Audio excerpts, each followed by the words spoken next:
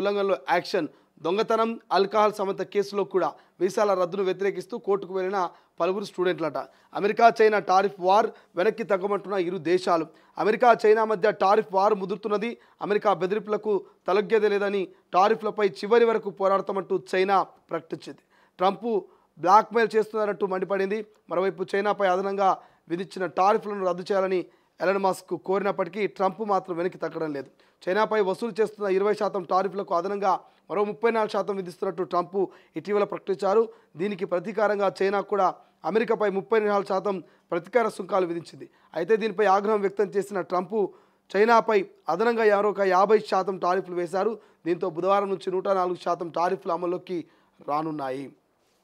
ఇక ఇక్కడ చెప్పుకోవాల్సినటువంటి ముచ్చట ఏంటంటే, సో ట్రంప్ గురించి అంతో కొంత ప్రతి ఒక్కరికి తెలిసే ఉంటుంది.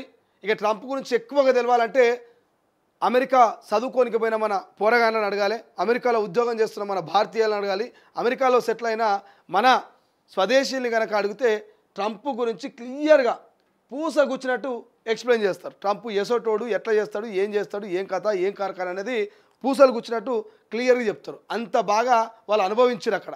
ఇప్పుడు కొత్తగా ఏంటంటే తెలుసా, అమెరికాలో ఓవర్ స్పీడ్ పోయినా, అమెరికాలో మద్యం సేవించి బండి నడిపినా, రెడ్ సిగ్నల్ క్రాస్ చేసినా, ఇక ఇతరితర ఏ కారణమైన దొంగతనం చేసినా, ఇట్లా ఏం చేసినా కూడా తక్కువ వీసాలు రద్దు చేస్తున్నట.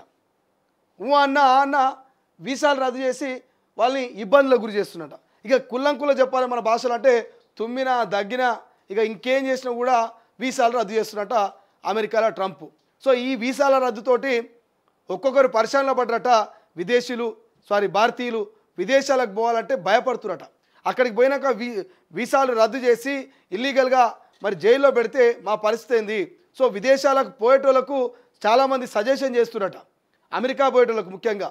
మీరు అమెరికా పోతే అక్కడికి పోయిన తర్వాత వీసాలు రద్దు చేసి మీ మీద కేసులు పెట్టి మీరు మద్యం దాగి కారు నడిపిరని, ఓవర్ స్పీడ్ పోయిరని, సిగ్నల్ క్రాస్ చేసిరని, దొంగతనం చేసిరని, ఇట్లా అనేకమైనటువంటి అంశాలతోటి ట్రంప్ విధించేటువంటి ఈ విధానాలు, ట్రంప్ ఈ కట్టడితోటి భారతీయులంతా కూడా ఇబ్బందుల పాలయ్యి అమెరికా అంటేనే భయపడుతురట, అమెరికాలో చదవాలంటేనే భయపడుతురట.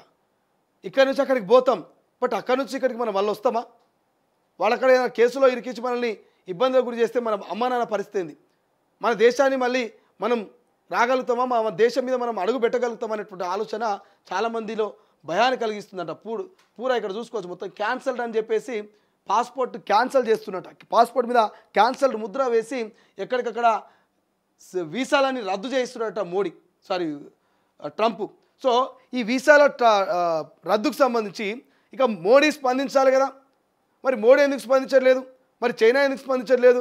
మరి జపాన్ ఎందుకు స్పందించట్లేదు? అంటే ఇప్పటికే ఈ ట్రంప్ వ్యవహార శైలి ఇక్కడ మోడీకి నచ్చలేదు, అక్కడ చైనాలో ఉన్నటువంటి అధ్యక్షుడు నచ్చలేదు, ఇక జపాన్కి నచ్చలేదు, జర్మనీకి నచ్చలేదు, ఏ దేశంలో ఉన్నటువంటి ఏ అధ్యక్షులకు కూడా ఈ ట్రంప్ వ్యవహార శైలి నచ్చలేదు. ఎందుకంటే సుంకాలు, టారిఫ్లు, ఇట్లా టారిఫ్ల పేరిట, సుంకాల పేరిట అనేకమైనటువంటి ట్యాక్స్లను వేస్తూ ఇక అదనంగా మరొక 50% టారిఫ్ వేసినట. దేని మీద? చైనా మీద ప్రతీకార సుంకాలు విధించి ఇతర దేశాలని ఇబ్బందుల పాలు చేస్తున్నట్ట ఈ ట్రంప్. దయచేసి ట్రంప్ నీ వ్యవహారశైలిని మార్చుకో, ఈ ప్రతీకార సుంకాల్ని తగ్గించుకో అని చెప్పేసి ఇటు చైనా చెప్పినా, జపాన్ చెప్పినా, భారత్ చెప్పినా ఎవ్వరి మాట వినట్లేదు, మనిషి మాట అస్సలే వినట్లేదు ట్రంప్. మరి అటువంటి ట్రంప్కు మరి ఎట్లాంటి చెక్ పెట్టబోతుంది? అట్లాంటి ట్రంప్కు అన్ని దేశాలు కలిసి ఎటువంటి చెక్ పెట్టబోతున్నాయి అనేది మనం చూడాల్సిన అవసరం ఉంది. బట్ ఏదేమైనా ట్రంప్ మాత్రం ఇటు భారతీయ విద్యార్థుల మీద, విదేశాల మీద, ఇక్కడ భారతీయ విద్యార్థుల మీదనేమో వీసాలు రద్దు, అక్కడేమో ప్రతీకార సుంకాలంటూ, టారిఫ్లంటూ ఇబ్బందులకు గురి చేస్తున్నటువంటి పరిస్థితి మనకు ఎక్కువగా కనిపిస్తూ ఉంది. చూడాలి దానికి ఎటువంటి చెక్ పెట్టబోతున్నారు అనేది. ఒకసారి స్వేచ్ఛలో చూస్తే